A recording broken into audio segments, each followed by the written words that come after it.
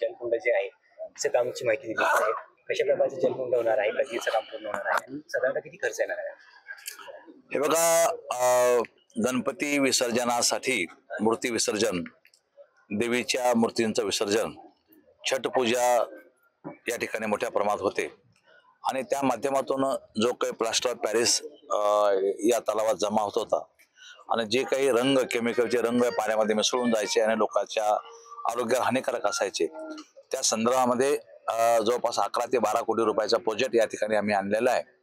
आणि या प्रोजेक्टच्या माध्यमातून आता याच कुंडामध्ये गणपती विसर्जनाचे, देवी विसर्जनाचे आणि छठपूजेच्या साहित्याचं विसर्जनाचं कुंड आम्ही या ठिकाणी तयार करतो आणि त्या माध्यमातून तलावाचं संरक्षण होईल आणि प्लास्टर ऑफ पॅरिस मुक्त आम्ही हा तलाव करतो, पर्यावरणाला मदत करतो आणि नंतर विसर्जन झाल्यानंतर आम्ही त्यातून प्लास्टर ऑफ पॅरिस काढू, बाहेर खदानीमध्ये टाकू आणि केमिकलचं जे मिश्रण होतं याच्यामध्ये त्यामध्ये प्रक्रिया करून पाणी पुन्हा शुद्ध करू.